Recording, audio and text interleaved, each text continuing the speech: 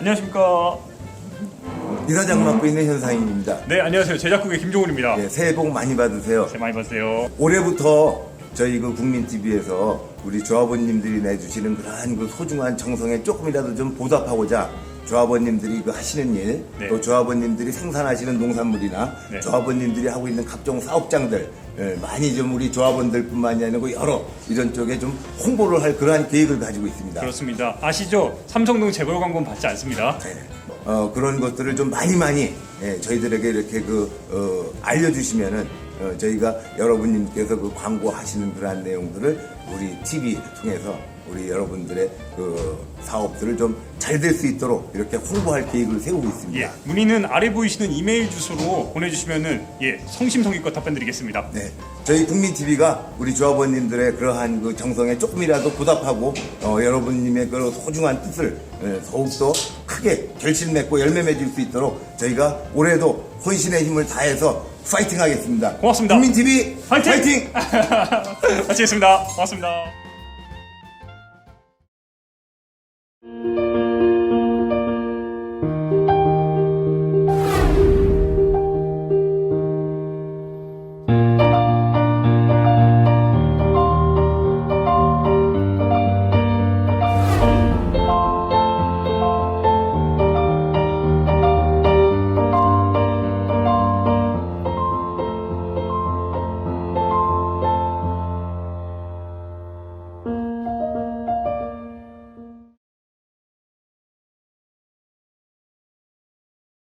놓지 않아 너무 약해 손을 잡아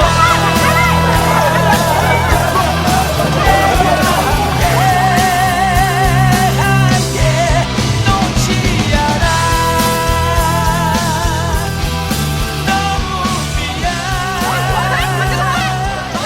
너무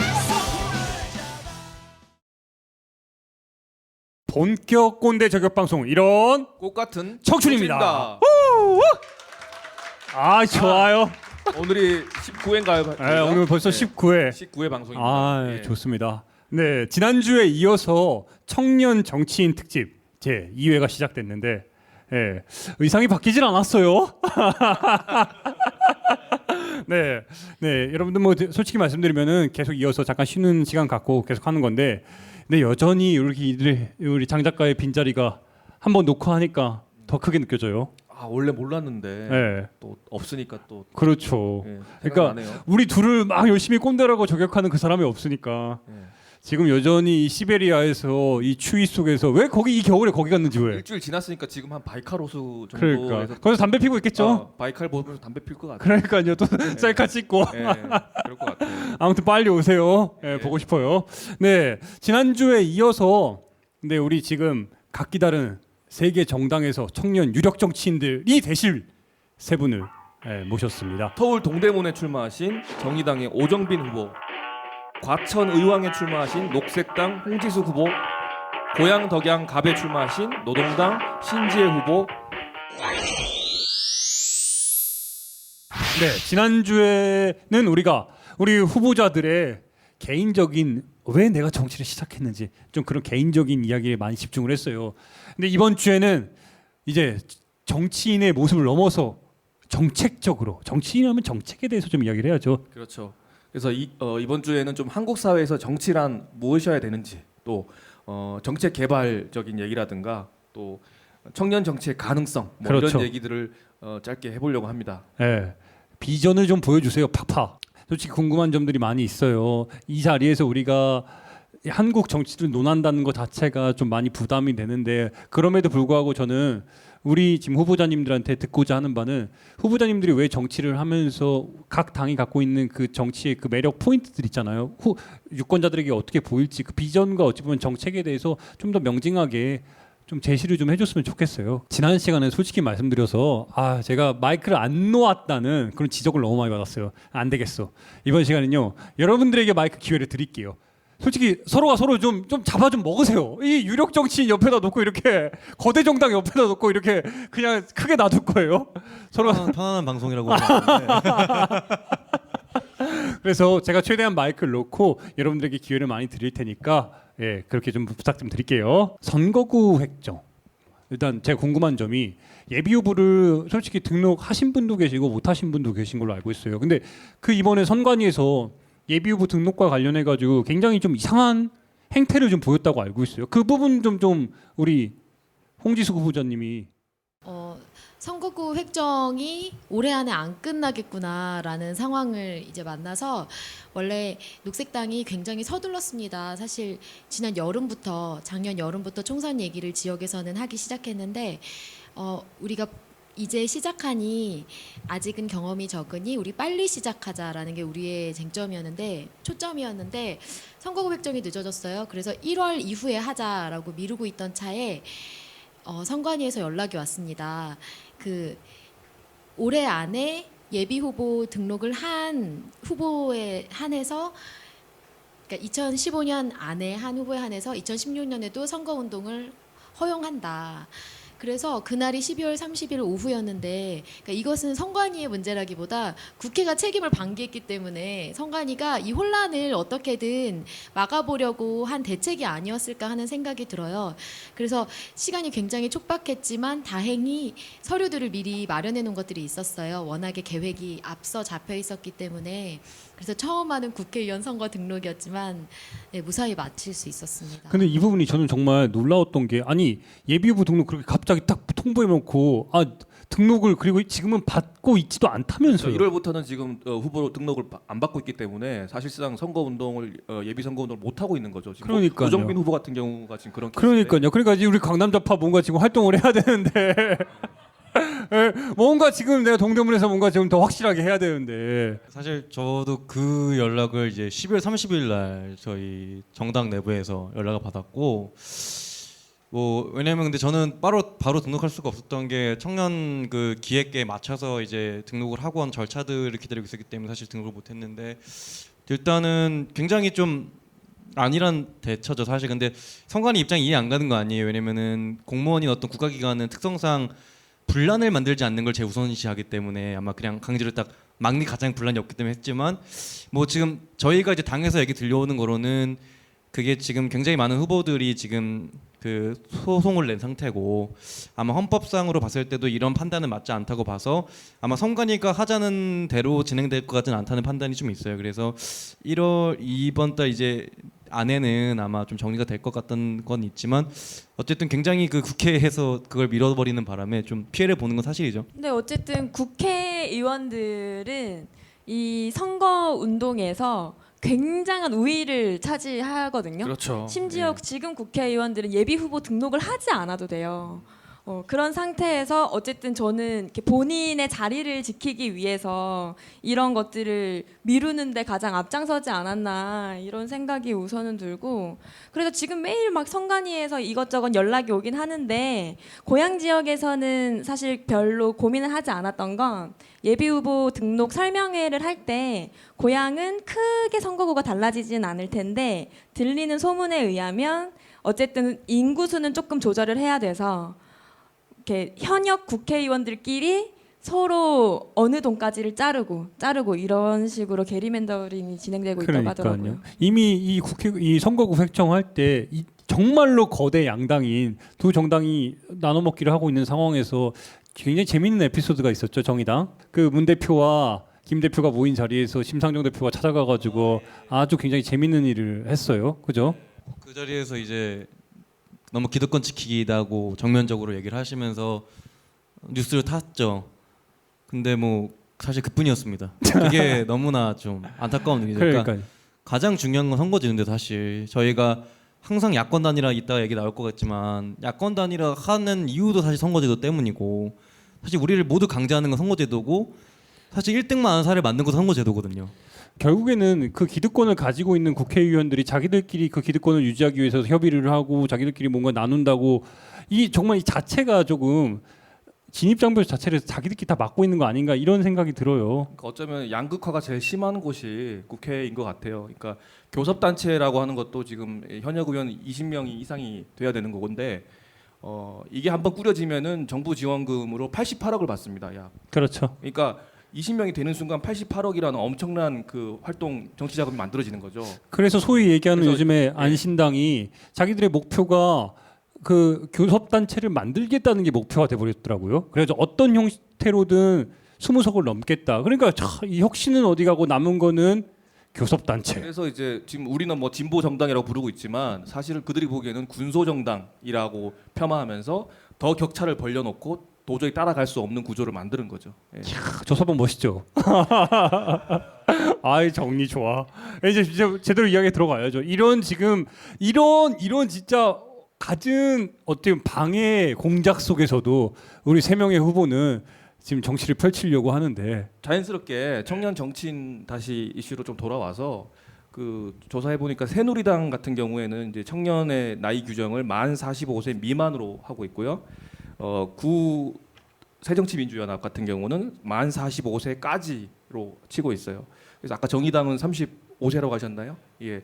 당마다 좀 다르긴 한데 청년 정치인이 이렇게 일단 나이부터 2030의 목소리를 담을 수 있는 진짜 레알 청년 정치인이 진입할 수 있는 장벽이 일단 높고요. 그리고 유럽이나 미국에 비해서 청년 정치인들이 양성하고 뭐 교육을 받을 수 있는 그런 프로그램도 거의 전무하잖아요. 예, 그런 점에서 제가 약간 독일 사례를 갖고 왔는데요. 기민당이나 기독교 사회당 같은 경우에는 이제 약 12만 명이 가입된 영 유니온이라는 거대 조직이 있어요. 그러니까 여기서는 아주 그 어릴 때부터 10대 때부터 청년 정치인을 양성하고 있고 여러 가지 이제 교육 프로그램이 있어요. 그래서 직업 정치인이 안 되더라도 또는 뭐 의원 보좌관이 안 되더라도 정치인으로서 그러니까 예비 정치인으로서 정책 개발에도 참여하고 시민 정치 참여 이런 것들에 굉장히 그 탄탄한 기반이 되고 있다는 거죠. 그리고 실질적으로 대학교 장학금을 지원하고 독일 같은 경우는 뭐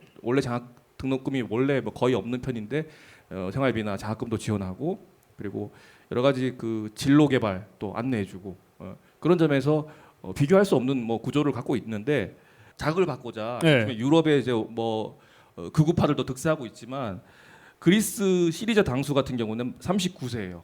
이탈리아 민주당 당수는 40세, 오스트리아 외무부 장관은 28세, 스코틀랜드 하원 의원은 20살도 있어요. 그렇죠. 그러니까 이게 불가능한 게 아니라 한국 정치도 조금만 시스템적으로 제도적으로 변환이 되면 충분히 가능하다. 그래서 저는 청년들에게 우리가 너무 투표장 안 가는 거 아니냐? 너희들이 투표장 안 가니까 투표율이 낮으니까 정치인들이 너희들을 무시하는 거 아니냐? 그런 얘기들을 참 많이 듣잖아요. 네. 근데 이제 청년 정치인이 많이 이제 등장하고 청년 이슈들을 많이 개발하는 순간부터 우리 목소리를 담는데 투표장에 안 가는 게 이상하잖아요. 네. 그래서 저는 청년 정치인의 양성 문제는 청년 투표율과도 직접적으로 연결된다 이렇게 생각하는데 다른 후보분들 의견도 좀 듣고 싶네요. 예. 이게 토론인지. 이해하셨어요? 네, 저도 저희 동네 지역구 국회의원께서 이런 얘기를 했어요. 청년들 너희들이 표가 안 돼서 너희를 위한 정책을 내기가 어렵다 이런 얘기를 공공연하게 하더라고요.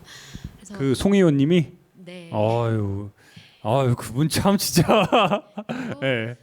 청년들을 어르고 너희를 위해 이런 걸 해줄게 뭘 원하냐라고 말하는 기성 정치인들을 많이 만났습니다.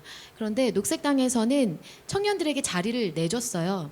지금 저와 함께 온 저분들 모두 청년이고요. 대변인과 회계 책임자 그리고 과천 녹색당 운영위원장이자 이번 선거에서 회계 책임 맡는 이선미 씨도 같이 왔고 장예정 대변인은 지금 22세 대학생입니다. 네. 네, 올해 23세가 됐는데 굉장히 똑똑하고 정의로운 저분들이 피선거권이 없는 거예요. 그렇죠. 제가 이 피선거권 문제가 이렇게 피부로 와닿았던 적은 없어요. 그러니까 이렇게 훌륭한 정치를 할 만한 이 청년들이 완전히 기회를 박탈당했고 25세가 될 때까지 만약에 정치를 하려면 이들은 무슨 준비를 하며 어떻게 생계를 마련해야 하나 이런 의문이 생기더라고요. 그러니까 정말 말씀하신 것처럼 제가 후보가 되었을 때 오로지 내 친구 홍지숙이 옆에서 늘 일상에서 봐왔던 우리 동네 지숙이가 정치를 한다고 하니 이 사람들이 멀고 어려웠던 정치가 가까이 오는 거예요. 아, 정치 정말 신물나서 그만두려고 했는데 너 때문에 다시 한번 들여다봐야겠다라는 얘기를 실제로 굉장히 많이 들었어요. 네. 좋습니다. 제가 근데 말을 끊으면은 방금 순간에 캐치프라이즈가 확 올랐어. 우리 동네 지숙이도 정치를 합니다. 좋은데요? 왜냐면은 아까 그 말씀 중에 청년들이 보통 정치를 뭐 한다 그러면은 우리 꼰대들이 대부분 하는 게 그래 네가 원하는 게 뭐야? 어쩌라고? 우리가 해줄게 다 이렇게 얘기하잖아요. 보통 꼰대들이 얘기하는 게. 근데 이걸 우리가 극복하고 청년 정치인들은 필요 없어 우리가 알아서 할게 이게 진짜 저는 청년의 모습이라고 생각하거든요. 그렇지 않아요? 그래서 여러분들이 다 정치를 한다고 보는데 사실 노동당 대표가 정당의 대표 중에 가장 젊은 것으로 그렇죠. 알고 네, 국회의원 네, 국회의원 대표가 저랑 딱 10살 차이거든요. 네, 그래서 올해 40 만으로 하면 30대. 저는 여러분들이 갑자기 좋아지는 게 뭐냐면은 자연스럽게 자기들의 정당 홍보를 막 하고 있어요. 좋아요. 당연한 거죠. 네, 심지어 이 국회의원 대표는 지금 청년들의 가장 큰 문제인 노동의 문제에 가장 앞장서서 아르바이트 노동조합을 만들었었던 분이고 그런 청년들의 굉장히 절망스러운 이야기들을 먼저 이 사회에 내뱉어야 지금을 정치하는 사람들도 청년의 현실에 대해서 가장 잘 알아야 이런 것들이 된다. 세상이 바뀐다 이렇게 생각을 해서 당대표까지 나왔는데 사실 지금까지 정치판에서 보면 청년은 그저 이 정치의 어떤 도구로서 쓰이는 게 좀 훨씬 더 많은 것 같아요. 특히 기존 정당들에서 그런 걸 많이 반성해야 되는데 청년 정당이다 혹은 청년들을 위한 정책이 이런 거다라고 이야기를 하면서 그것들은 사실 표로 연결이 안 되는 문제가 아니라 그 정책이 정말로 청년들의 삶을 바꿀 수 없는 정책이기 때문에 알려지지도 않고 사람들이 움직이지도 않는 거거든요. 그래서 표가 안 되는 게 아니라 당신들이 문제를 잘못 짚었음 이런 것들에 대해서 더 신랄하게 비판해야 되는 것 같아요. 네, 그러니까 정치 불신이나 정치 혐오를 사실상 역설적으로 제일 원하는 사람들이 기성 정치인이에요. 그렇죠. 그러니까 투표율 낮다. 그래서 너희들 목소리 안 들어줄 거야. 이거는 굉장히 그 정치적으로 진입할 수 있는 장벽을 또 가두는 거고 소극적으로 대처할 수밖에 없는 구조를 만드는 거예요. 그러니까 항상 그러잖아요. 억울하면 투표해. 근데 투표를 못하게 하는 이 상황들이 너무너무 많이 일어나는데 알바 해봤냐고요. 그러니까 이런 느낌들 우리 저기 그렇게 무릇하게 쳐다보지 말고요. 네. 이런 분위기로 가면 또 정당 또 자랑을 해야 되나 봐요. 저희 노동당의 국회의원 대표님께서 계신다면 저희는 미래정치센터 조성주 선배가 있습니다. 네. 청년의원을 건립하셨는 공동 멤버시고. 근데 조성주 선배 얘기를 꺼내는 거는 굳이 자랑하려는 얘기만은 아니고 말씀하셨다시피 사실 청년들을 육성할 수 있는 정당의 교육 시스템은 정말 필요하다.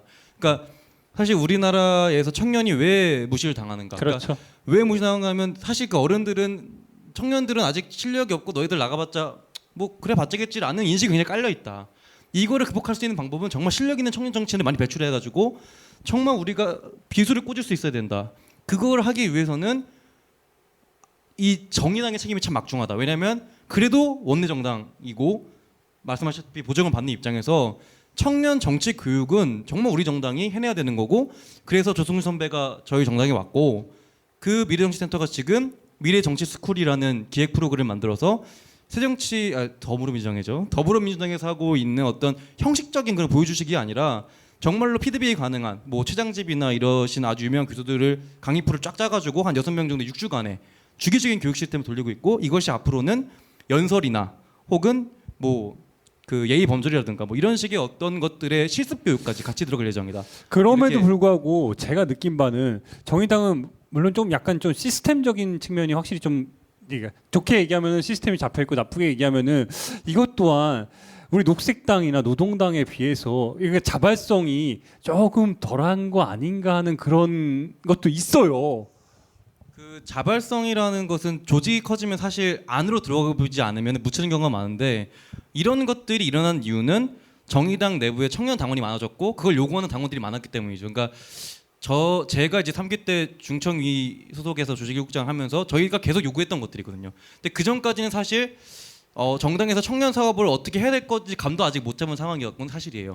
그러니까 내부에 있던 정당원들의 목소리와 그거를 받아준 지도부의 화합이 있었기 때문에 가능했다. 근데 그러니까 제가 궁금한 거는 죄송해요. 하나만 여쭤보면 우리 홍 후보자님 같은 경우는 처음에 후보된 계기가 뭐 독서 모임이랑 이런 거 하다가 뭐 후보자까지 지금 국회의원 선거 출마까지 하게 됐다고 들었는데 어찌 보면 이거는 약간 시스템적인 것과 상당히 거리가 멀잖아요. 녹색당은. 네, 녹색당도 청년 정치에 기회를 주기 위해서 청년 녹색당을 따로 독립된 기구로 갖고 있고 여러 가지 그 배려하는 것들이 많습니다. 그런데 이번에 녹색당 비례 후보가 5명이 나왔는데 그중에 청년 20대 중반 막 피선거권을 획득한 청년 후보가 2명이에요. 그냥 뭐 별다른 혜택 주지도 않았는데 그들이 당당한 비례 후보가 됐습니다. 그런 것처럼. 근데 제가 독서 모임을 하다가 그 국회의원 후보가 된 것은 아닌데 그 질문은 어떻게 대답해야 될지. 아까 저기 우리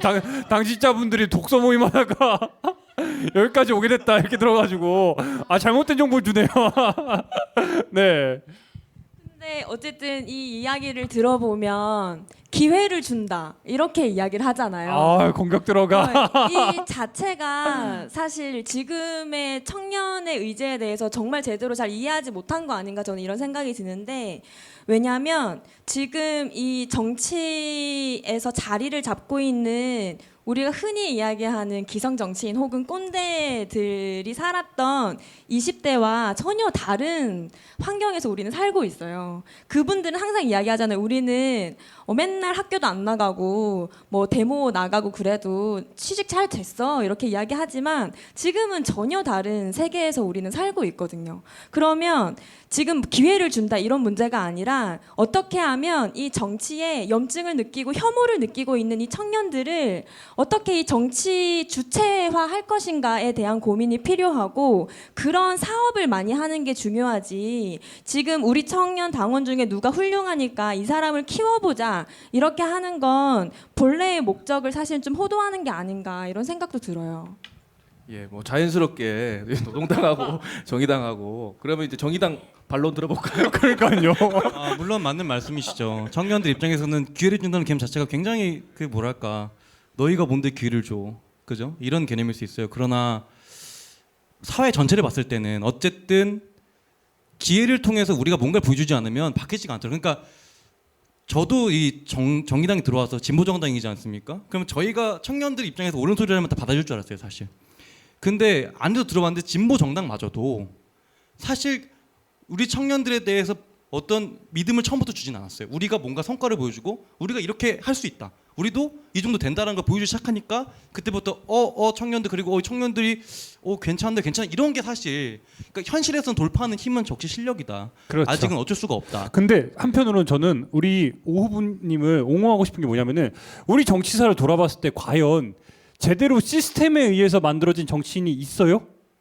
저는 묻고 싶은데 시스템에 의해서 청년 정치인이 나와가지고 지금까지 이루어진 게 소위 얘기하는 꽂아가지고 예를 들어서 뭐 전대협이나 이런 출신 젊은 정치인들이 386이라 가지고 꽂아서 올라온 청년 정치인이 몇몇 있었지만 시스템에 의해서 제대로 된 시스템에 의해서 만들어진 정치인이 소위 얘기하는 버락 오바마 같은 그런 정치인이 있었냐는지 저는 그것 또한 궁금한 거예요.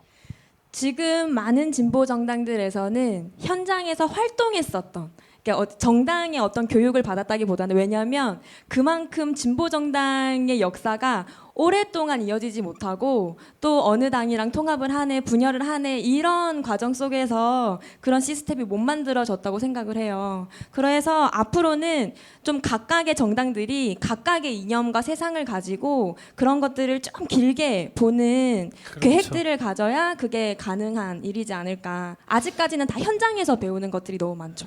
그런 점에서는 정의당의 한편으로는 저는 이런 실험이 그러니까 이런 시스템들이 저는 또 옳다고 보고 최근에 지금 얼마 전에 안신당으로 들어간 김한길 전 민주연합 대표 있잖아요.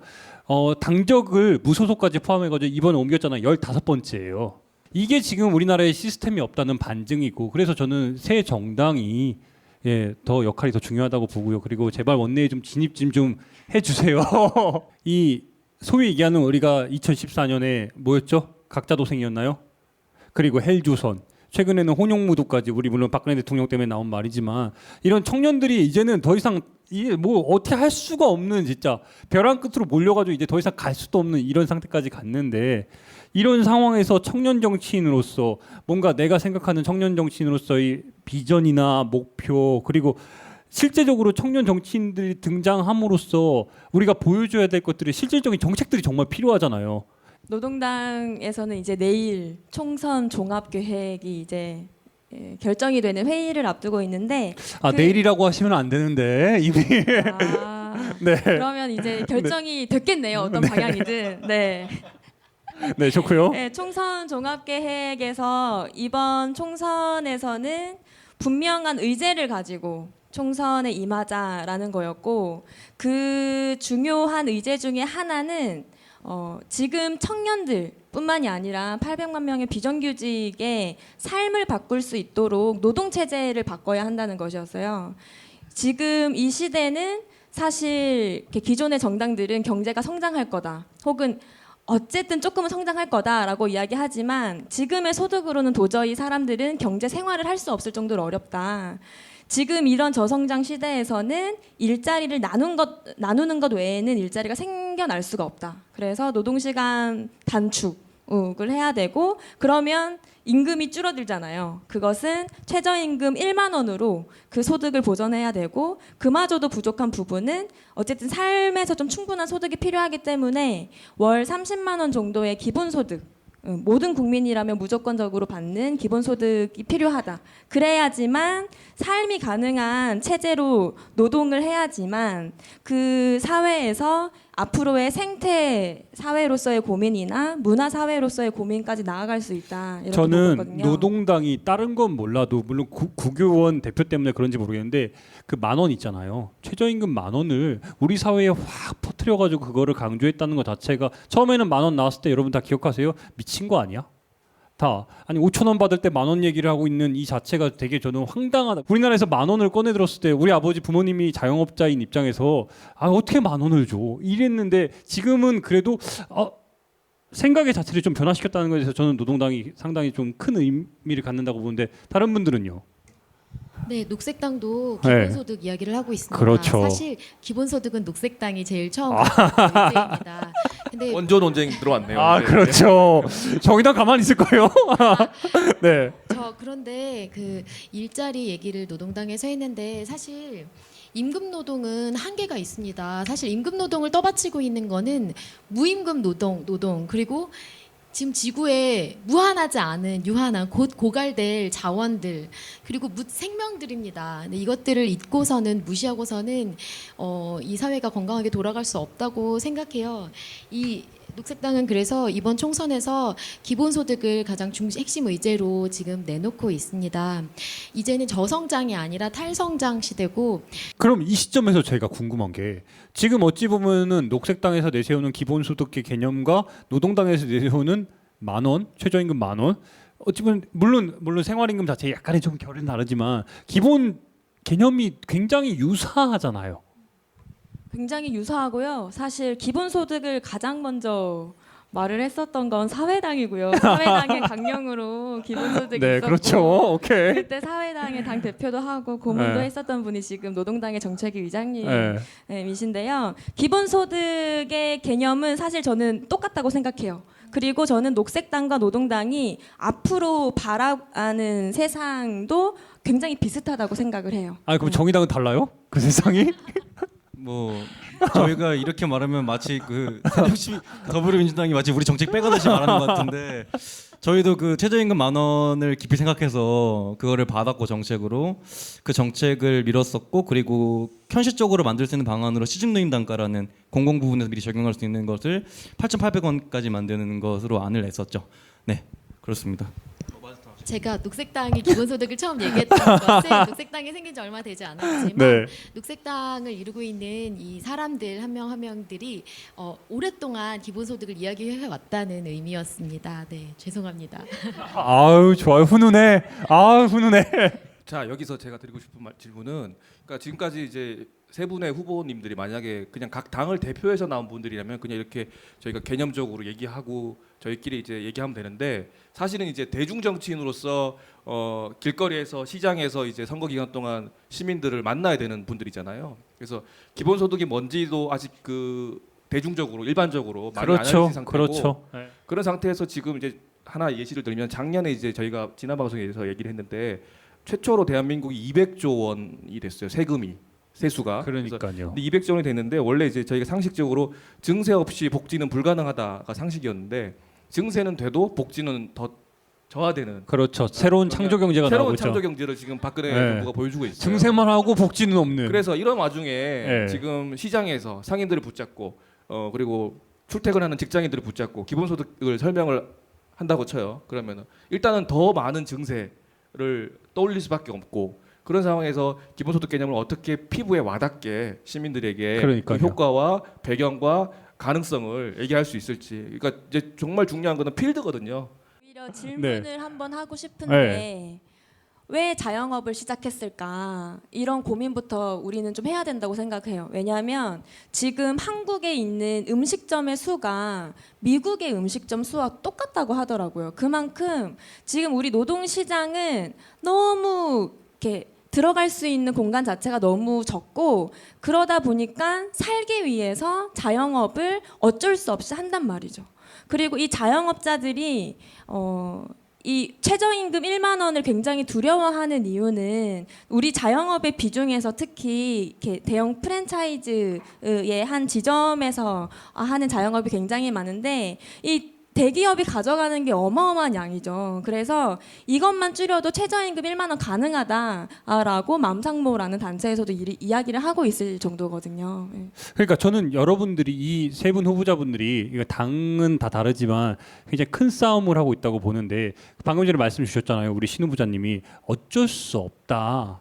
이 개념을 과연 다시 한번 집요하게 여쭤보고 싶어요. 이 어쩔 수 없다는 이게 정말 큰 패러다임으로 다 형성돼 있잖아요. 이거 어떻게 극복해야 되죠? 계속 근데 이렇게 설명한다고 해도 60평생을 그렇게 살아오신 분들, 그리고 어찌 보면 낙수 효과를 믿으면서 그 경제에 대해서 파이 나누기에 대해서 강조하시는 분들한테 그렇다고 그냥 안 갈 수가 없잖아요. 그렇죠. 그래서 일단 프레임을 우리가 전쟁을 다시 시작한다는 생각이 드는 게, 무상의료, 무상급식, 무상복지. 그러니까 복지 정책을 되게 무상 공짜로 국민들이 감히 받을 수 있는 것, 그런 개념이 이미 박혀 있어요. 그렇죠. 그 그러니까- 감이라는 그 말 자체가 이미 다 있는데. 그러니까 사실은 우리가 낸 걸 당연히 돌려받는 거고, 공공적인 거를 다시 배분하는 거고, 미래를 위한 투자인데 그 복지 개념 자체가 이미 뒤틀려 있다는 거죠. 정말 어려운 문제인 것 같아요. 네. 근데 그러니까 이게 문제가 뭐냐면, 이렇게 녹색당에서 주장하시는 것처럼 당연히 저희 진보정당은 그런 생각을 가지고 정치를 해요. 생태나 모두 공생하는 개념, 그게 없으면 진보정당 할 수가 없는 게 사실이에요. 그런데 우리가 일반인들 가서 공생하는 개념을 생각해봐 이러면 절대 생각 안 한다는, 그게 문제가 있다는 거죠, 현실적으로. 그러면 우리가 지금 정치에서 도대체 현안이 되는 것들은 뭘까? 그것은 실생활에서 나한테 와닿는 것들이다. 그래서 진보 정당이 어떤 정책을 하나 밀어붙일 때는 정말 지금 이 국민들이 다수가, 그러니까 우파 좌파의 프레임을 떠나서 무언가를 함께 공감하고 있는가가 중요한데, 제가 생각했을 때는, 저는 송파 출신이기도 하고 우파 애들도 많이 있는데, 노동시간 단축에 대해서는 굉장히 공감을 많이 해요. 진보와 우파를 떠나 청년들은, 왜냐하면 청년들이 이미 많이 봐왔거든요. 선진국들이 내가 여행 갔는데 선진국 한 달을 쉬더라. 우리는 도대체 왜 안 될까? 경제대국 13인데 왜 우리는 한 달에 못 쉬고 일주일 쉬고 와서 또 일을 해야 되는가? 그리고 왜 우리는 점심시간을, 노동시간을 배제하는가? 포함시키지 않고. 이런 문제들은 청년들은 우좌파를 떠나서 공감하고 있다. 그러니까 이런 거는 사실 이런 거를 잡아서 다 같이 함께 밀어붙일 필요가 있다. 이것이 진정한 청년들의 결합이라고 생각하고, 그리고 이 자영업자들이 최저임금 올리기 불안해하는 거는 사실 당연한 게, 우리나라의 복지 정책이 굉장히 미비하기 때문에 하나하나 올리는 게 굉장히 부담스러운 거예요, 사실. 그래서 우리가 지금 우리나라에서 가장 문화적으로 공감받을 수 있는 복지 정책이 뭔가 하면 교육이거든요. 왜냐하면 교육은 기회 개념이기 때문에 교육 복지 정책은 굉장히 많이 공감들을 하세요. 그래서 우리가 뭔가 단결해서 한 번이라도 우리 세금을 낸 것이 우리가 돌려받을 수 있는 복지 정책에 쓰여야 된다. 이걸 한 번은 증명해야 된다. 근데 그거를 할 수 있는 수단이 교육 쪽에 있잖아. 저는 그렇게 생각해요. 대학교 등록금이라든지, 예전에 한번 사건 일어났지만 죽었지만 다시 한 번 더 꺼낼 수 있고 교육은 언제든지 우리 진보정당이 선점해야 될 과제다. 저는 이렇게 생각하고 있습니다. 저는 녹색당이나 지금 노동당에서 조금 이 부분에 있어서 반론이 있을 것 같은데. 그렇죠. 이렇게 어쨌든 질문이 뭐 낙수 효과에 대한 사람들의 이렇게 엄청난 머리에 박힌 그런 것들이나 그런 패러다임은 어떻게? 네, 혹은 또 복지에 대한 좀 뒤틀린 개념 이런 것들을 지적을 해주셨는데 저는 이럴 때일수록 우파와 좌파가 함께하는 게 아니라 좀 더 전선을 확실하게 그어야 된다고 생각해요. 우파가 그런 낙수 효과를 퍼뜨리고 그럴 수 있는 근거는 이 사람들을 짜내야지만 수출을 할 수 있고 우리 경제는 수출로서만 경제가 성장할 수 있다라는 이 경제를 이렇게 해방되고 나서부터 지금까지 굉장히 많이 퍼뜨려 왔었던 거거든요. 그래서 우파는 국민들을 위한 정치를 하는 게 아니라 재벌들을 위한 정치를 한다. 우리는 국민들을 위해서 일을 하는 사람들을 위해서 혹은 일에서 소외되고 있는 사람들을 위해서 이렇게 일을 한다라는 이미지 그리고 복지가 세금을 들여서 하는 그런 비용의 문제가 아니라 사람의 삶에 있어서 꼭 필요한 사회 안정망이고 그것들을 탄탄하게 해야지만 내가 앞으로 늙어서도 혹은 내 아이가 아이를 낳아서도 살아갈 수 있는 앞으로의 사회다라는 것들을 굉장히 많이 이야기해야 될 것 같아요. 그럼에도 불구하고 물론 원전 중요하고 생태 중요하고 만원 중요한데 그래도 사람들에게는 원전과 핵실험 그리고 생태보다는 교육에 대한 집중, 무상교육, 무상의료 어찌 보면 더 피부에 와닿는 게 아닐까 하는 그런 생각이 들어요. 네, 피부에 와닿으세요. 그게 그래요. 네, 피부에 와닿죠. 그런데 방금 말씀하신 그 덜 와닿는다고 하신 부분 역시 저는 피부에 와닿는다고 생각합니다. 왜냐하면 이것은 당장 우리 살아가는 문제, 먹는 먹거리 원전이 어디 멀리 있는 게 아니라 핵발전소 터지면 우리 다 죽는 거예요. 그렇죠. 네, 오염되는 것이고 지금 후쿠시마에서 핵발전소 터졌는데 지금 고등어 못 먹고 표고버섯 못 먹고 있습니다. 네, 저는 이런 생각을 해요. 이 시민들 한 명 한 명이 지금 파편화되어 있어요. 개인화되어 있어요. 근데 이들이 이게 공동체와 다시 연결된다는 느낌을 회복한다면 지금과 같지는 않을 것 같아요. 그러니까 정말 최저임금 10,000원 얘기를 했는데 어떻게 하면 이것을 자영업자들이 내놓을 수 있을까 이런 걸 떠나서 사람이 시간당 10,000원을 벌어서 얼마를 벌 수 있는지 그래서 그가 그 돈으로 월세를 내면서 이 땅에서 제대로 인간답게 살아갈 수 있는지에 대한 얘기를 한다면 상식과 양심을 가진 시민이라면 사람이라면 그 부분에 반응할 것이라고 생각합니다.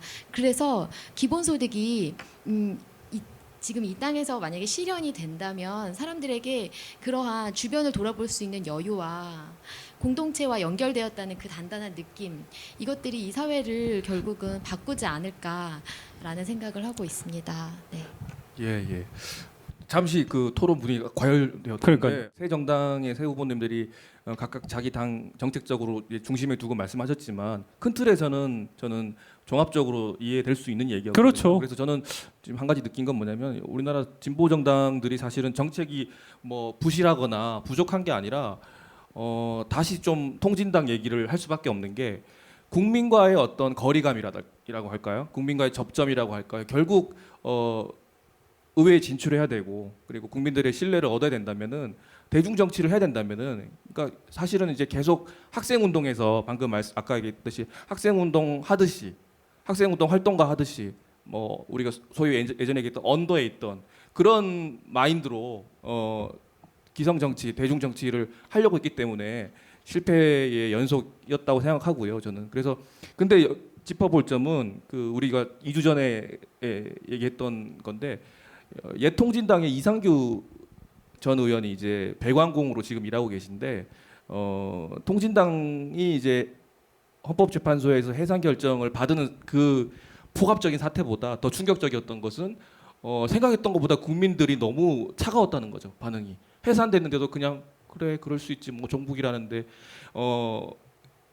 20년 가까이 노력해 왔는데 진보정당 운동이 이렇게 국민들에게 깊은 신뢰감을 못 주고 있었구나, 그런 현실의 차가운 벽을 느끼셨다고 인터뷰에서 봤는데, 저는 다시 돌아와서 진보정당들이 어떤 정책이 부실하고 뭐 올바르지 않아서가 아니라 어떻게 국민에게 다가갈 것인가, 저는 바로 그 지점에 청년들의 상상력 그리고 실천력이 필요하다고 그렇죠. 생각해요. 저는 우리 후보자님들한테 궁금한 게 바로 저도 이 지점이에요. 솔직히 얘기하면은 우리 지금 뭐 다 이렇게 뭐 노동당분, 녹색당분, 정의당분 다 계시지만 국민들이 느끼기에는 솔직히 모르시는 분들도 있잖아요. 물론 있다고는 하지만, 많이 알려졌다고 하지만 그래도 야당으로서의 존재감 자체가 없다고 생각하시는 분들이 많은데, 이 괴리를, 무너진 이 진보에 이 더민주당이 자기들이 막 진보라고 얘기하고 있는 이런 상황 속에서 어떻게 자기들의 자리매김을 할 것이며 어떻게 그 위치를 청년 정치인으로서 잡아갈지, 그것도 그러니까 너무 궁금한 거예요. 단적으로 얘기하면 지금까지 진보정당의 운동은 표 싸움에서 본다면은 기존 야당에서 조금 좌측에 있는 분들을 뺏어오는 느낌이었어요. 근데 그런 방식으로는 이제 안 된다는 거죠. 예. 그 아까 처음에 말씀하실 때 유럽의 많은 사례들 말씀해 주셨지만, 그 유럽의 많은 사례들이 하루아침에 뭐 이루어진 건 아니잖아요. 그리스 같은 경우에는 특히 그렇죠. 10년이 넘는 기간 동안 지역에서 사람들을 만나고 이야기하고 이랬었던 역사가 있었고, 이전에 그런 것들을 굉장히 열심히 해왔었던 사실 한 정당이 해산이 됐잖아요. 이것은 정말 우리나라의 자유란 무엇인가, 민주주의란 무엇인가, 이런 것들에 대해서 깊게 고민을 해야만 하는 시기가 왔다고 생각하고, 더불어서 저는 다시 시작할 수밖에 없다고 생각해요. 이 무너진 이 불신, 혹은 그런 그 여당에서의 엄청난 이 사상 검증하듯이 하는 여러 가지 에피소드들 정말 많이 있었는데, 왜냐하면 거리에서 세월호 관련해서 계속 지금도 뭐 서명을 받거나 혹은 선전전을 하고 있는데, 어떤 분이 막 지나가면서 너 종북이지 막 이렇게 이야기를 하다가 뭐라고 말씀하시냐면, 너 종북 아니면 김정일 개새끼 해봐, 이렇게 이야기를 해요. 정말 황당하죠. 그게 종북인지 아닌지에 대해서 사실 굉장히 판단하는 근거가 되고, 혹은 그게 어떤 것이든 이 정부가 했었던 모든 것들에 대해서 비판을 하면 종북몰이 당하는 이 자체가 사실 굉장히 민주주의의 위기인데, 이것을 극복하는 가장 현실적이고도 시간이 오래 걸리겠지만, 그런 극복할 수 있는 방법은 다시 지역에서 사람들이랑, 때로는 다른 정당들과 함께 연대하면서 다시 읽어나가는 것밖에 없는 것 같아요. 저도 이 말씀을 들으니까 생각이 나는데요. 작년에 1년 내내 과천에서 지역 현안이 있었습니다. 그 야생화 자연학습장이라는 시 공유지를 마사회와 사이가 좋으신 새로운 시장님이, 과천 시장님이 그곳에 승마 체험장과 캠핑장을 짓겠다고 했어요. 근데 반대 여론들이 굉장히 많이 있었는데도 불구하고 그것을 강행했습니다. 근데 그때 시의회에서 그 찬반 구성이 두 거대 양당은 찬성하는 입장, 그리고 무소속 풀뿌리 시의원 2명이 반대하는 입장이었어요. 근데 이 두 사람의 시의원이 했던 것이 의회에서 이것을 그러니까 부결하지 않으면 그 사업은 추진되는 상황이었는데, 이것을 의회 바깥으로 갖고 왔습니다. 시민들에게 이 정보들을 나눠주고, 시민들이 이 정보를 알고 이것의 문제점을 확인할 수 있도록 가르쳐주고, 그리고 시민들이 나서서 이 문제 앞에 나설 수 있도록 아무튼 길을 열어주었습니다. 그렇게 했을 때 결국은 서명운동을 받고 토론회를 열고 기자회견을 열고 또 도에 찾아가고, 이런 작업들을 통해서 결국은 결과부터 말씀드리자면 승리했습니다. 그렇죠. 네. 제가 근데 네. 이 경험에서 시의원들을 설득했다기보다는 결국 그 시의원들은 표를 계산했던 것이라고 저는 생각하는데, 그 찬성했다가 반대로 돌아선, 어쨌든 정치인들은 어떨지 모르지만 생활인들, 일상을 살아가는 시민들은 상식과 양심, 그리고 시민의 지성이 있다고 생각해요.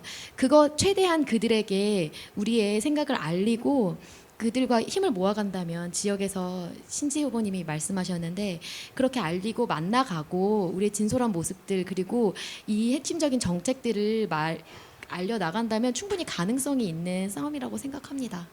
예. 그러니까 홍 후보님 말씀은 지금 의회 정치하고 생활 정치하고 지역 정치가 그 접점이 있는데 사실 우리가 그걸 경험해 본 적도 없고 별로 사례가 없기 때문에 그렇죠. 예. 그냥 그들만의 리그로 계속 우리는 지방 정치도 그렇게 봐왔다는 거죠. 예. 그런 생각이 드네요 지금. 한편으로는 제가 든 생각은 제 위치에서 저는 항상 바라는 게 뭔가 가시적인 성과가 항상 나오기를 좀 집착하고 있어요. 그러다 보니까 제가 자꾸 우리 지금 거대 야당이라고 불리는 정의당에게 무언가를 지금 내놓기를 항상 바라고 좀 있는 거. 억울할 것 같아. 이제. 알겠어요. 그럼에도 불구하고 이 위치에 있으니까 이해해 주시고요. 예. 숙명입니다. 그렇죠. 아, 고맙습니다. 이렇게 받아주셔서 감사한데, 근데 한편으로는 되게 감사해요. 그 감사하다는 의미가 어떤 거냐면은 결국에는 포기하지 않고 다 세 분 다 마찬가지예요. 포기하지 않고 뭔가 큰 패러다임의 전환을 위해서 싸운다는 게 모르겠지만 어쨌든 변화를 위해서 실천하고 있다는. 저는 그래서 여러분 세 분에게 개인적으로 바람은 절대 포기하지 않았으면 좋겠다는 그런 말을 좀 드리고 싶어요. 마치 마무리 멘트 같은데 그런 건 아니고요. 예. 그리고 저는 이제 신재 후보가 아까 얘기했던 연대라는 단어가 저는 또 사실 우리 마지막 얘기가 그렇죠. 연결되는 것 같은데 의회에 들어가든 또는 계속 그 지역에서 활동을 하시든 간에 어떤 식으로든 연대는 필요하다는 거는 다들 이해하실 건데 기존 야권에서 해왔던 연대는 사실 단기간에 어떤 선거 승리를 위한 후보 연대에 머물렀다는 거죠. 그리고 바로 또 선거 지나면 깨지고 그랬는데 진짜 좀 지속 가능한 연대를 위해서 만약에 예를 들어서 이 세 당이 같은 지역구에 다 출마했다고 쳐요. 그렇죠. 예, 그런 비극적인 일이 일어났다면 아니 선거반을 생각했다. 그러니까 선거 전략적인 마인드하고 정책적으로 공동 대응할 수 있는 마인드하고 또 그게 사실 병행될 수 있을까? 그런 어려운 질문도 또 생각을 해보게 되네요. 그러니까요. 예. 결국엔 큰 흐름 속에서 여러분들의 공동적인 목표가 저는 유사하다고. 예, 똑같지 않으면 유사합니다. 유사하다고 보는데 그때는 어떻게 연대가 어떠한 판단을 하실 거예요? 특히 궁금한 게 한 지역구에 예. 다 이렇게 세 아니 당이 다 예를 들어서 진짜 등락이 100표 차이로 나는데 우리 신 후보자님이 김상정 대표와 고향에서 진짜 100표 차이로 등락이 막 진짜 새누리당에서 넘어가게 생겼어요. 어떻게 하실 거예요? 사실 그 고민을 안 한 건 아니죠. 그렇죠. 왜냐하면 어쨌든 지역에서 이러저러한 현안들이 있을 때 자주 만나니까요. 네. 그리고 사실 지금 정의당에 계신 많은 분들과 지금 노동당에 있는 많은 당원들이 함께 당을 했었던 적도 있으니까요. 그런 게 가장 현실적인 문제인데 그럼에도 불구하고 저희 당에서 그리고 우리 지역에서 이 지역의 출마를 결심을 했었던 건 이 아까도 계속 이야기 나왔지만 이 거대한 프레임 싸움을 해야 하는 상황이라는 거죠. 이전에 사실 심상정 대표 같은 경우에는 이전에 1대1 구도가 되면서 결국에는 심판론에 대한 이야기를 굉장히 많이 해왔어요. 그런데 올해 들어서 굉장히 많은 신문들에서 여론조사 결과를 발표를 하고 있는데 본인의 투표 참여의 이유에 대해서 새로운 정치 세력을 위해서라고 투표를 한다고 대답하는 사람들이 있더라고요. 지금 기존의 정당들에서 내가 바라는 세상에 대해서 이야기하지 않아서 투표를 하기도 싫었고 혹은 배타적 지지를 할 수밖에 없었던 사람들이 저는 분명히 있다고 생각을 하고 그런 사람들을 위해서 새로운 세상은 이런 것이다.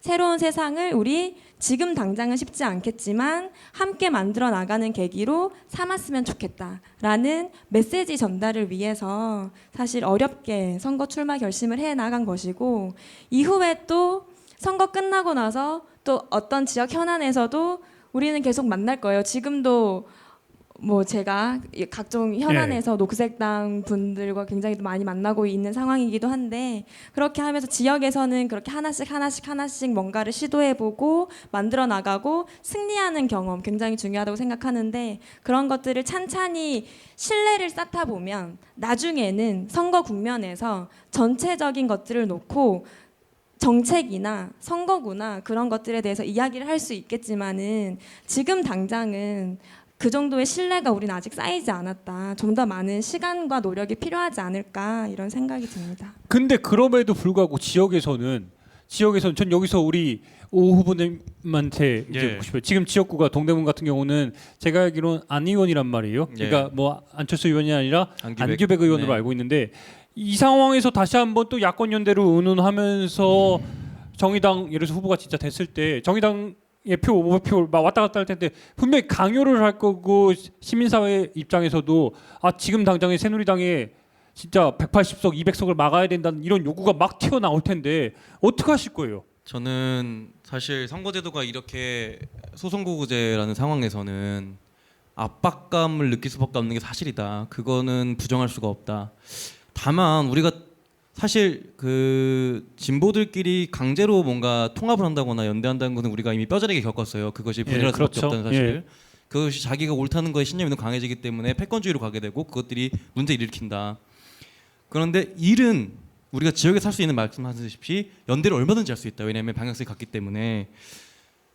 참 이제 선거가 문제인 거죠. 그러면 화학적 결합은 안 되고 일은 같이 할 수 있는데 선거는 어떻게 할 것이냐. 이게 포인트인데 그럼 우리가 사실 여기서는 적어도 사전 단일화 논의는 해야 된다. 그러니까 그게 진보를 하는 같은 사람들끼리 서로에 대한 존중을 저는 생각해요.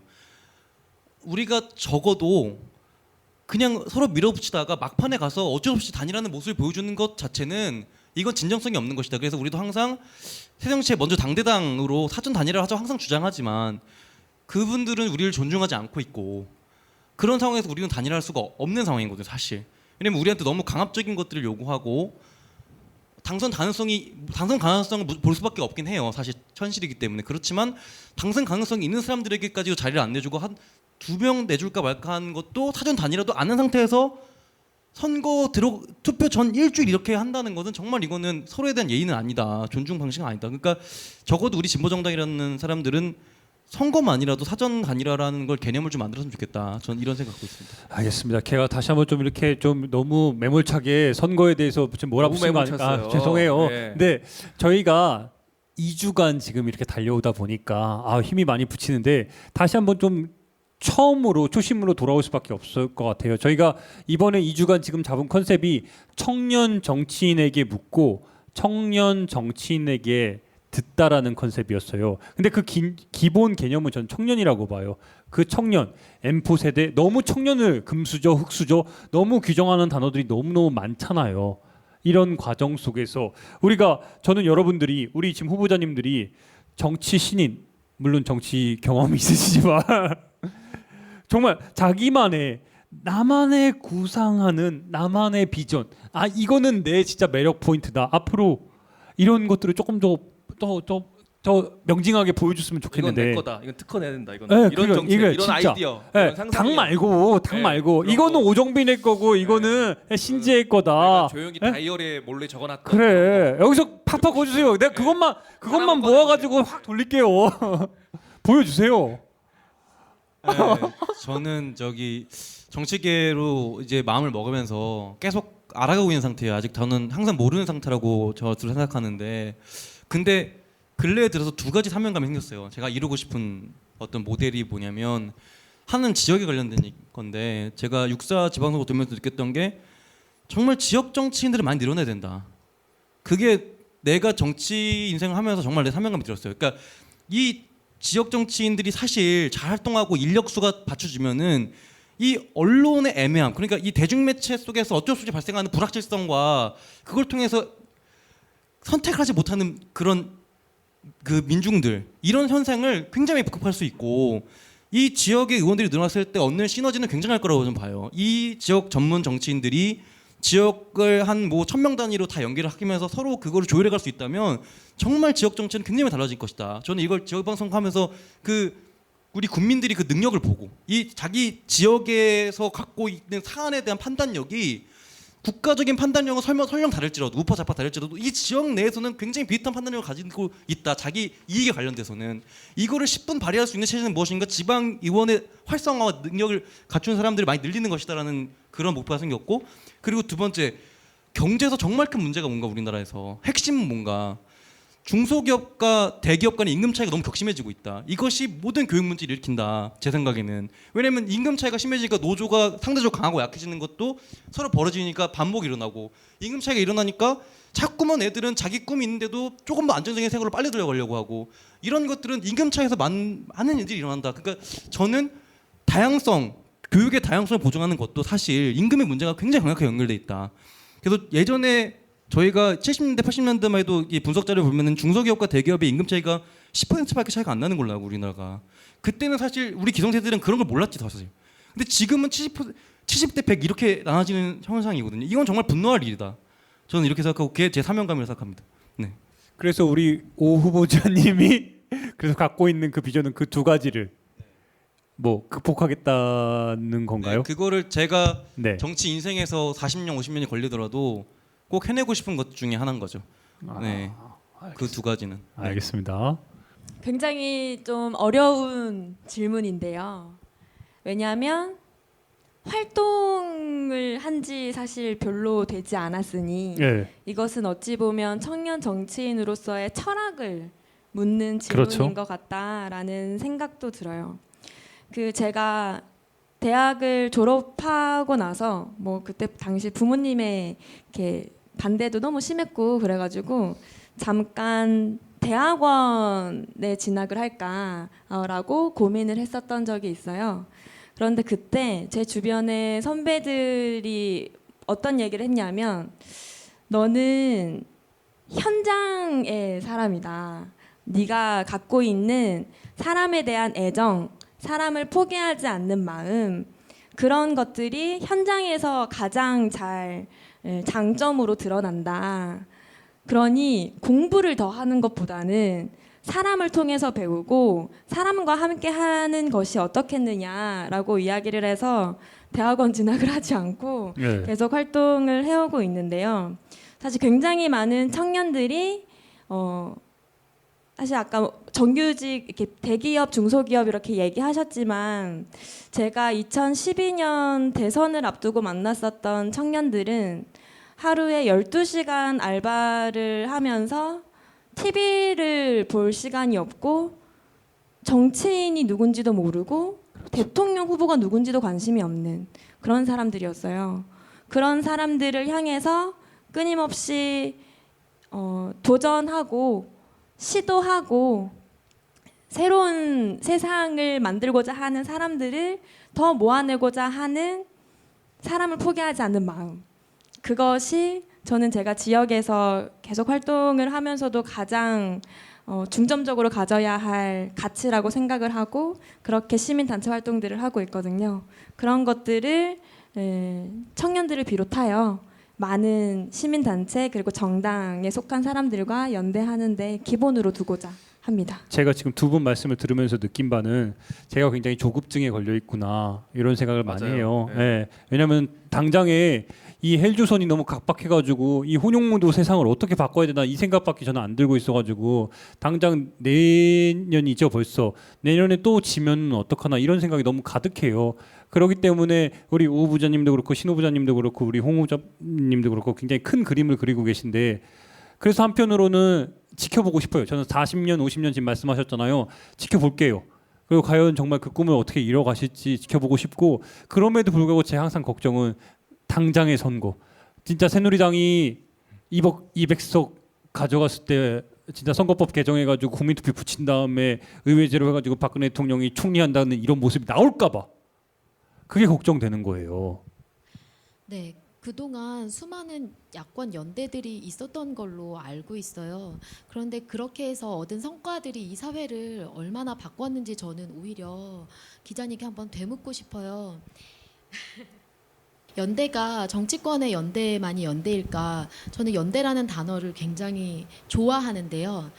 그 양쪽 후보자님들께서 계속 말씀하셨듯이 저는 오히려 조급증이 있다면 당선되어야 하는데 집권해야 되는데 하는 그 조급증보다는 말씀하신 것처럼 신 후보자님 말씀하신 것처럼 좀 더 사람들을 만나고 싶은데 그 12시간 아르바이트하는 청년들에 대한 얘기를 했는데 저는 그런 청년들을 많이 만나지 못하고 있거든요. 그런 청년들을 너무 만나고 싶고 사회적인 소수자들, 시민들, 청년들을 만나서 그들과 함께 연대하는 것이 오히려 우리에게 다급한 숙제가 아닐까 그런 생각을 합니다. 그 사람들이 매력에 대해서 얘기하셨는데 나의 매력이 무엇일까라고 생각했을 때 사람들이 하는 얘기가 너는 겉과 속이 똑같다. 그래서 너무 걱정이다 이렇게 얘기하는 분들이 있어요. 새로운 캐치프라이즈가 하나 더 나왔어요. 겉과 속이 똑같은 홍지숙. 우리 동네 지수기. 우리 동네 지숙이. 그렇다. 오늘 두 가지나 만들어주네요. 네. 저희가 쓰면 안 되는 거죠? 가져가세요. 근데 우리가 2주간 지금 방송을 진행하다 보니까 여러분들 많이 피곤해 하시고 그리고 어느새 시간이 많이 깊었어요. 그러다 보니까 아쉬움이 크지만 이제 진짜 마무리를 좀 해야 될 것 같은데. 그래서 원래는 이제 2부 첫 질문이었는데 마지막 질문이 자연스럽게 될 것 같아요. 그렇죠. 정말 긴 시간 동안 많은 얘기 해주셨는데 마지막 질문은 이겁니다. 새 후보님들에게 정치란 무엇인지 짧게 한두 문장으로 얘기를 드렸으면 좋겠어요. 나에게 정치란 손을 내미는 것인데요. 아직 우리가 잡지 못한 손 찾아내고 우리가 미처 다른 사람들이 오해하고 있는 그래서 손살에 치는 그 손마저도 맞잡고 함께 살자고 이야기하는 것. 그런 세상을 만들자고 이야기하는 것이 저에게 정치가 아닐까 싶습니다. 갑자기 손 내밀고 싶어지는데. 좋아요. 네, 좋습니다. 이렇게 한번 손 한번 잡고요. 네. 짧게 얘기하기 어려울 것 같습니다. 그래도 짧게 좀 해주세요. 그럴 줄 알았어요. 제가 후보자가 그 후보로 결정되는 그 총회 아침에 원래는 후보를 하지 못하겠다고 사퇴의 말을 하고서 그날 아침에 다시 하겠다는 말을 했습니다. 그래서 번복했네요. 네. 오. 총회 때 그래서 후보로 결정을 내렸는데 그날 아침에 제게 찾아온 건 그럼 우리를 대변할 후보는 없는 건가 이 질문이었어요. 아니 우리가 소중하게 여기는 이 정치에서 완전히 소외됐지만 우리의 삶의 근본이고 우리에게 소중한 이것들은 어떻게 하나 당장 전월세를 전전하는 가장이나 투표권이 없는 어린이 청소년 그리고 아직 태어나지 않았지만 이 지구에서 살아가게 될 미래 세대 그리고 생명들 곧 개발하고자 하는 사람들이 호시탐탐 개발하려고 노리고 있는 공유제들 이런 것들이 다들 생각나더라고요.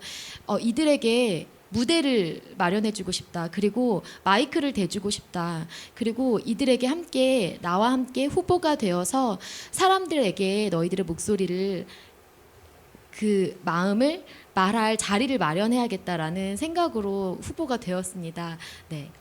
좋아요. 마지막에 얘기했네요. 무대와 마이크를 주고 싶다. 좋습니다. 네, 우리 오 후보자님은요. 저는 정치는 평범한 사람들도 누구나 할 수 있는 것이다. 그것이 되게 중요한 것 같고 그래서 그리고 정치는 평범한 사람들이 나왔을 때 도대체 무엇을 하는 게 정치인가가 명확해야 된다. 그러니까 저는 제가 생각해 정치로 어떤 프로가짐 그러니까 마음가짐을 갖는다는 것이 무엇이냐 프로 정신이 무엇이냐 정치가 그것은 아마 그 어떤 국민들의 목소리에 듣는 과정이고 그 듣는 과정 속에서 많은 첨예한 이익 과정과 어떤 것들의 분열이 일어나는 거는 현실에 어쩔 수 없다. 그러나 그 상황을 모두 듣고 어떤 하나의 해결책을 제시하는 것이 정치다. 그리고 그것을 할 수 있는 것은 누구나 할 수 있고 누구나 유성될 수 있고 그리고 나 같은 정치인도 정치계로 성공할 수 있다. 이런 걸 보여주는 것이 지금 청년들에게 가장 필요한 것이 아닌가 그렇게 생각하고 있습니다. 네. 예. 그러니까 새 후보님들 말씀 들으니까 공통점 못 느꼈어요. 저는 되게 긴 호흡이 필요할 것 같은데요. 그러니까 저는 그러니까 다들 이제 우선적으로 생각하시는 가치나 어떤 생각하시는 정치의 결 스타일 너무 달라요. 제가 보기에 너무 다른데 그렇죠. 공통적으로 하시는 말씀은 다 사람들이었어요. 정치는 결국 사람들과 함께 사람들을 바꿔나가고 함께 새로운 세상을 만들어가는 것이다. 저는 그렇게 감히 결론을 내렸는데요. 마무리 멘트 자연스럽게 하면 될까요? 예, 해주세요.